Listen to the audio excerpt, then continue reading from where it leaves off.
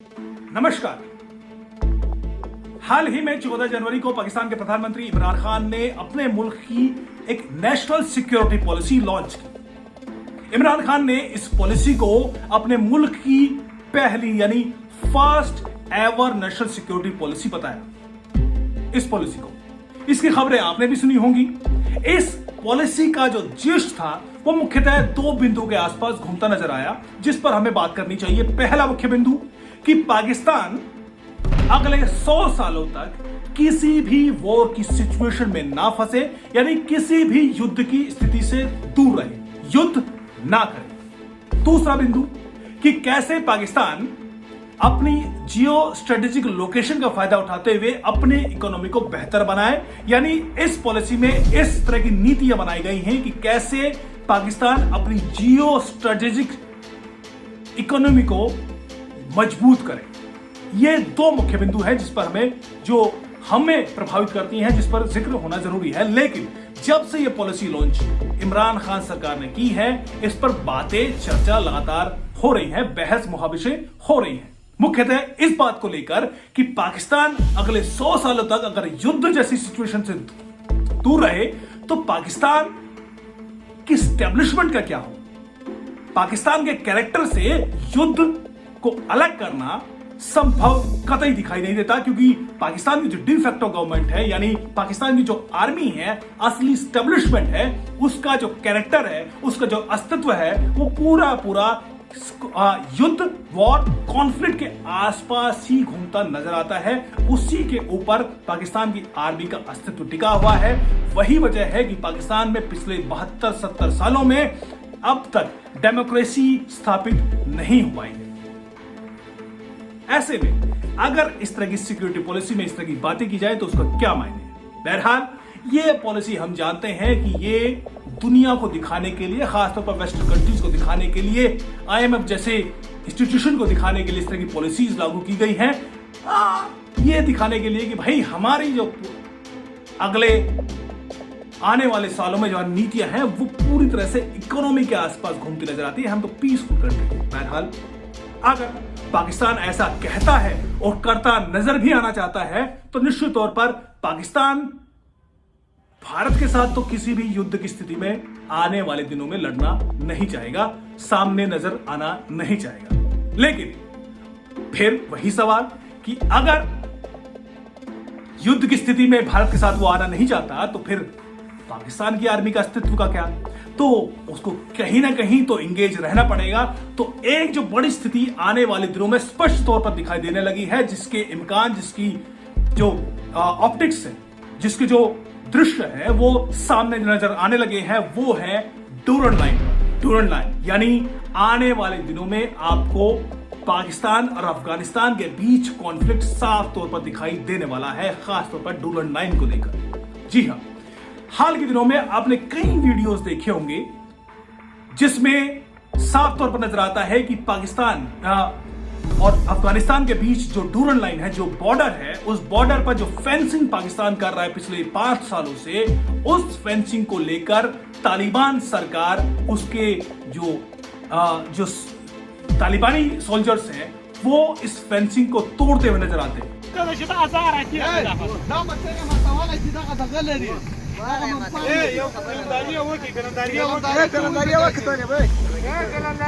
अल्हम्दुलिल्लाह दादी چې د افغانستان پر پاکه خاوره تجاوز کړی دی، هغه دغه دی د مجاهدینو غټ مقام ورته راوستله، نو پاکستانیان ماشاءالله ماشاءالله جزاک الله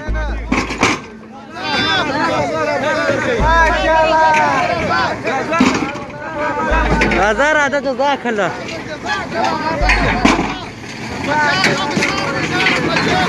ماشاءالله ماشاءالله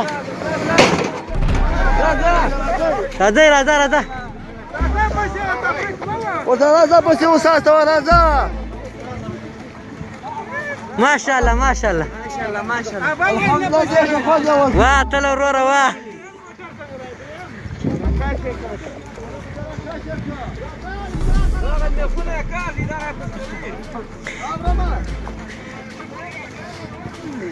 راځه استاده تا کشف یې ورکړه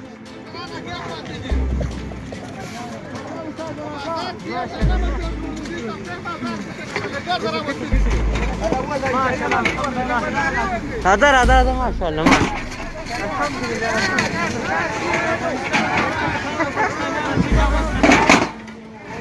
आज मजबूर जाई उलस राव तले दिवला का शैलाम फ्री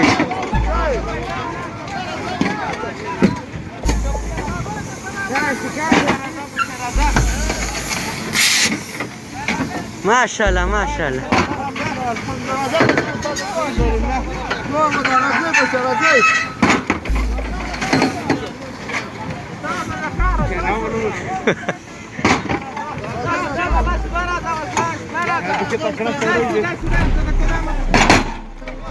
राधा राधा काश ले बार कतर अटक अटक यार रसूल खैर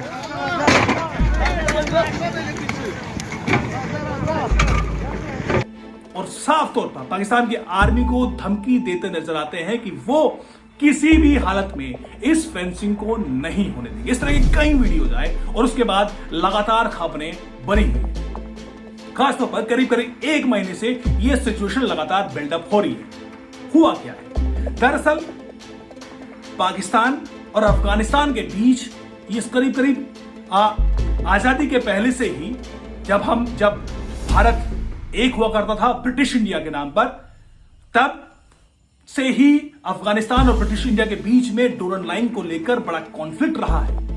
इस डूरन लाइन को दरअसल 1893 में सर हेनरी मोर्टिमर डूरन ने इसको खींचा था। इसकी एक तरह से योजना तैयार की थी, इसको बनाया था कि कैसे ब्रिटिश इंडिया और अफगानिस्तान के बीच जो बॉर्डर होगा वो क्या होगा। इस लकीर को खींचने वाले सर हेनरी मोर्टिमर डूरन।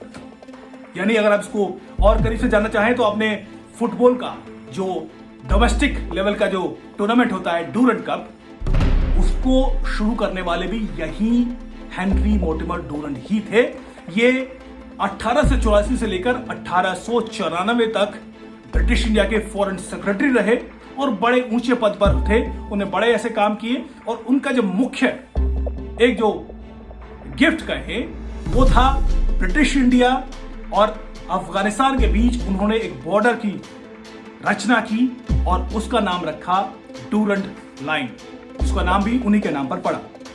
इस डूरन लाइन को उस वक्त के आमिर अब्दुल रहमान के साथ एक तरह ब्रिटिश इंडिया के बीच एक तरह का एग्रीमेंट हुआ था कि ये एक लाइन होगी आभासी लाइन, जिसको माना जाएगा कि इधर ब्रिटिश इंडिया है और इधर अफगानिस्तान का जो वहां पर अमीरियत चलती थी वो उनका एरिया है।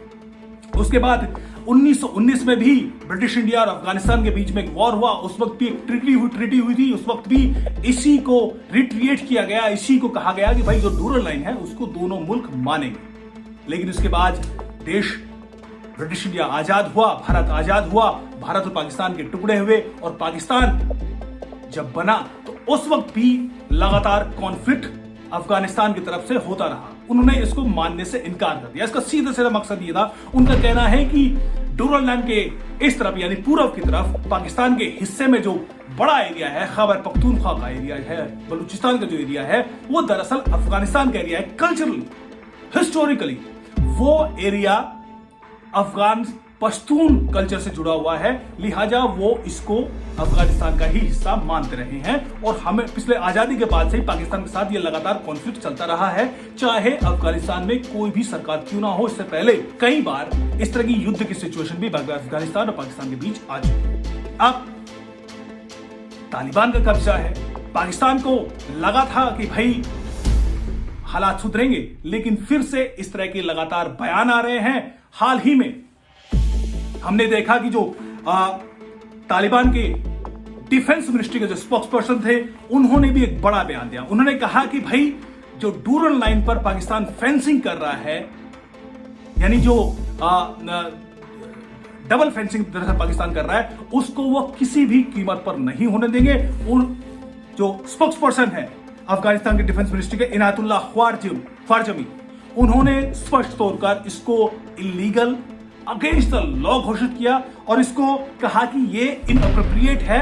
दोनों मुल्कों के संबंधों को की स्थिति में देखा जाए तो पाकिस्तान का जो हरकत है ये नाजायज है, ये नहीं होनी चाहिए। ये पाकिस्तान की डिफेंस मिनिस्ट्री के स्पोक्स पर्सन ने बाकायदा एक बयान दिया। अब पाकिस्तान वहां पर फेंसिंग क्यों कर रहा है?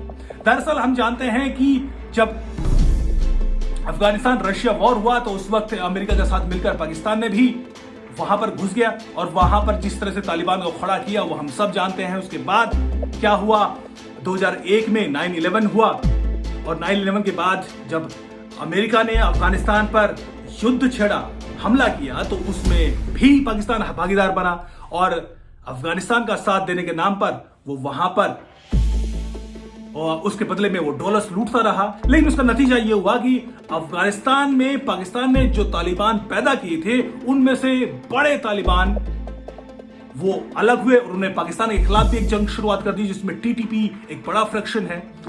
उन्होंने पिछले 20 सालों में पाकिस्तान में जबरदस्त जंग छेड़ रखी है और लगातार सैकड़ों हमले हुए हैं जिसमें हजारों की संख्या में पाकिस्तानी मारे गए हैं। तो 2017 में पाकिस्तान ने यह तय किया कि भाई इस जो उधर से तालिबान आते हैं अफगानिस्तान में पाकिस्तान में घुसते हैं तो इसको रोकने के लिए वो फेंसिंग करे, कुछ इसी तरह की फेंसिंग जिस तरह की एलओसी पर भारत ने की है। पाकिस्तान को पता है कि भाई ये काफी कामयाब रही थी फेंसिंग भारत के साथ करना, तो उन्होंने भी कुछ इसी तरह की डबल लेयर फेंसिंग अफगानिस्तान के बॉर्डर पर की। यह बॉर्डर करीब 2670 किलोमीटर लंबा है। इसमें से करीब कहें तो 2400-2500 किलोमीटर तक पाकिस्तान ने फेंसिंग पूरी कर ली है, यानी बेहद 100 किलोमीटर के आसपास ये फेंसिंग बची है जिस पर फेंसिंग काम होना बाकी है। पाकिस्तान ने भी माना और अफगानिस्तान ने भी माना कि भाई इससे अफगानिस्तान ने नहीं माना। दरअसल अफगानिस्तान ने कभी इसको लेजिटिमेट नहीं माना, कभी इसको डूरल लाइन को असली बॉर्डर माना ही नहीं। लेकिन पाकिस्तान ने को लगा कि भाई ये फेंसिंग होना जरूरी है अगर तालिबानियों का आना इधर रोकना है तो। अब भले ही मदद की हो पाकिस्तान ने तालिबान की दोबारा सत्ता वापसी में, अफगान तालिबान जो है उनको आप उनके कैरेक्टर को भी समझिए, वो कॉन्फ्लिक्ट से उभरे हुए निकले हुए लोग हैं। वो शांति व्यवस्था में, शांति की स्थिति में रहना उनका कैरेक्टर में है ही नहीं। उनको भी कॉन्फ्लिक्ट में रहना ही कहीं ना कहीं उनके बेसिक इंस्टिंक्ट उनका है, वो युद्ध ही है। तो ऐसे में अगर वहां पर हालात पूरी तरह शांति की ओर जाएंगे तो ये उनके मन को भी शायद अच्छा ना लगे और वो उनको इस तरफ लौटना ही है। अब उनके आसपास कोई और तो बचता नहीं है लड़ने को, तो अंततः पाकिस्तान के साथ युद्ध होना तय है और उसके पीछे बड़ी वजहें भी है। वजहें जैसे कि मैंने कहा कि करीब 100 साल से बड़े ज्यादा का करीब ये मान लीजिए 1993 में जब डूरल लाइन बनी थी उसके बाद से ही, भले ही ट्रीटी हुई हो लेकिन उसके बाद से ही कॉन्फ्लिक्ट की स्थिति लगातार बनी हुई है। तो इस ऐतिहासिक परिप्रेक्ष्य को देखते हुए आने वाले दिनों में जो हालात बनते नजर आ रहे हैं वो है अफगानिस्तान और पाकिस्तान के बीच एक बड़ी कॉन्फ्लिक्ट है। यह समय क्यों कह रहा हूं, क्योंकि पिछले लगातार 1 महीने से इस तरह के बयान आ रहे हैं। एक बयान मैंने कहा कि ये जो तालिबान की डिफेंस मिनिस्ट्री है उसके इनायतुल्लाह ख्वारिज़मी, उन्होंने एक बड़ा बयान दिया। उसके बाद उसके अगले ही दिन जो पाकिस्तान के विदेश मंत्री है शाह महमूद कुरैशी, उन्होंने इसको एक्सेप्ट किया कि हाँ भाई गड़बड़ियां हैं, आपस में खींचतान हो रही है, और लेकिन उन्होंने कहा कि इसको डिप्लोमेटिक तरीके से इसको सुलझाने की कोशिश की जाएगी। और वो स्पष्ट तौर पर कॉन्फ्लिक्ट यहां पर साफ तौर पर नजर आने लगा। लेकिन उसके बाद फिर से तालिबान सरकार ने एक बयान जारी किया। उन्होंने कहा कि हाँ वो फेंसिंग फिलहाल नहीं होने देंगे, लेकिन अगर इस पर चर्चा करनी है तो इसको डिप्लोमेटिक तरीके से सुलझाने की कोशिश करेंगे। यानी तालिबान ने भी फिर से ऑफिशियली रिट्रीट किया, इस बात को दोहराया कि हाँ गड़बड़ियां हैं, वो डूरल लाइन पर फेंसिंग नहीं होने देंगे, वो उसको नहीं मानते। लेकिन इसका अगर बात करनी है तो एक सरकार जिससे बात करती है डिप्लोमेटिक वे में, उन्होंने भी इसको कहा कि हाँ हम डिप्लोमेटिक लैंग्वेज के जरिए, चैनल्स के जरिए इसको सुलझा लेंगे। लेकिन जब इस तरह की बातें तालिबान सरकार ने की तो फिर DGISPR ने अगले ही दिन एक और बयान जारी किया। DGISPR जो कि हैं मेजर जनरल बाबर इफ्तिख्वार, उन्होंने भी 5 जनवरी को एक बयान जारी किया। उन्होंने कहा कि भाई डूरल लाइन पर करीब 100 किलोमीटर की जो फेंसिंग होनी बाकी है वो जारी रहेगी, वो नहीं रुकेगी, क्योंकि इस फेंसिंग को करने में पाकिस्तान के जवानों का खून बहा है, उन्होंने शहादतें दी हैं। लिहाजा फेंसिंग तो किसी भी हालत में नहीं रुकेगी। यानी DGISPR पाकिस्तान की आर्मी का इस तरह का बयान साफ नजर आता है कि तालिबान की घुड़की से अब वो भी नहीं डरेंगे। तो अब जो मौजूदा स्थिति है वो अभी भी कॉन्फ्लिक्ट की बनी हुई है, एक दूसरे के सामने तनातनी करके खड़े हैं कि हाँ हम रुकेंगे नहीं, तालिबान सरकार कह रही है कि हम होने नहीं देंगे। तो ये सिचुएशन बन रही है। अब इसको सुधारने की कोशिश तो की जाएगी, लेकिन हम जानते हैं कि अफगानिस्तान में तालिबान की वापसी को 6 महीने से ज्यादा हो चुके हैं, अभी तक वहां पर किसी भी तरह की स्थिति में सुधार नहीं हुआ है। किसी भी मुल्क ने अब तक मान्यता नहीं दी है, यहां तक कि पाकिस्तान ने भी अब तालिबान सरकार को मान्यता अब तक नहीं दी है, वो भी बार्गेनिंग चिप के तौर पर इसको इस्तेमाल कर रहा है। इसका मतलब क्या है कि तालिबान सरकार को अपने एक सरकार चलाने के लिए वहां पर किसी भी तरह का, ना उनके पास डॉलर है ना वहां पर उनके पास एक्सपीरियंस है, तो वहां पर जो हालात है वो बेहद बदतर बने हुए हैं। लोग भूखमरी से मर रहे हैं और ऐसी स्थिति में उसका जो ब्लेम आएगा वो तालिबान को कहीं ना कहीं शिफ्ट करना होगा, और शिफ्ट करेंगे तो फिर वो कहेंगे कि भाई ये जो है ये नाकामी रही है पाकिस्तान सरकार की, क्योंकि पर्दे के पीछे से तो पाकिस्तान ही डील कर रहा है, चाहे वो अंतर्राष्ट्रीय स्तर पर जो डिप्लोमेसी हो अफगानिस्तान की वो भी पर्दे के पीछे पाकिस्तान ही डील करता रहा है। तो ऐसी सिचुएशन में ये भी आप होता देखेंगे कि आने वाले दिनों में तालिबान अपनी जनता को बताने के लिए ब्लेम शिफ्ट करने की कोशिश करेगा, और वो अल्टीमेटली उसका ताज जो है ब्लेम का, उसको जो खामियों का, नाकामियों का, वो ताज भी पाकिस्तान को ही पहनना होगा। और उसकी शुरुआत धीरे धीरे, जैसे कि मैंने कहा, डूरन लाइन के मसले पर हो चुकी है। झगड़ा हो रहा है रोजाना डूरन लाइन पर, पाकिस्तान के सोल्जर्स और जो तालिबानी सोल्जर्स हैं उनके बीच कॉन्फ्लिक्ट, झड़पें हो रही हैं, कहासुनी हो रही है, शब्दों की कहें कि भाई गाली गलौच रोजाना हो रही है। इससे खबरें भी आ रही हैं और उस तरह की वीडियोस भी आ रहे हैं। तो ऐसी स्थिति में अगेन हम लौटते हैं नेशनल सिक्योरिटी पॉलिसी पर। अब उसमें नेशनल सिक्योरिटी पॉलिसी में जैसा कि मैंने कहा कि भारत के साथ संबंधों को सुधारने पर जोर दिया गया है। सीधे सीधे शब्दों में नहीं कहा गया, लेकिन अगर हम दो लाइंस के बीच जो जिसको बोलते हैं रीड बिटवीन द लाइंस, अगर वो करने की कोशिश करें तो उसका मतलब यही था। करीब दर्जन बार से ज्यादा, 1 दर्जन से ज्यादा बार इंडिया का बाकायदा नाम लेकर जिक्र है, जिसमें कहा गया है कि कैसे भारत के साथ संबंधों को सुधारा जाए, बेहतर बनाया जाए, और जियो स्ट्रेटेजिक इकोनॉमी को बेहतर बनाने की जो बात की गई है उसमें भारत के साथ को मिलाकर ही बात कही गई है। तो ऐसी स्थिति में अगर हम वहां पर, जिस तरह मैंने कहा कि जो पॉलिसी के बाद जो चर्चा हो रही है पाकिस्तान में, ये भी चर्चा है कि जम्मू कश्मीर का जिक्र किए बिना भी अगर दोनों के देशों के बीच बातचीत हो तो उसकी तरफ कदम बढ़ाए जाने चाहिए। वो वहां के NSA मोईद यूसुफ ने भी अपनी जिक्र कई इंटरव्यूज में इस तरह किया है। यानी अब आप पाकिस्तान की सिचुएशन समझ सकते हैं। पाकिस्तान के पास अब कोई चारा नहीं बचा है, पूरी तरह कर्ज में डूबा हुआ है।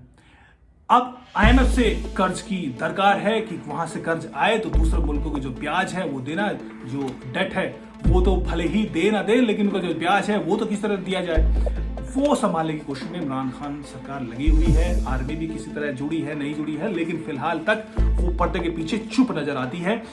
अब ऐसी सिचुएशन ये है कि इमरान खान सरकार किसी भी हद तक जाने को तैयार है। उन्होंने एक और चारा फेंका है IMF को ये दिखाने के लिए कि भाई हम कॉन्फ्लिक्ट से दूर हैं।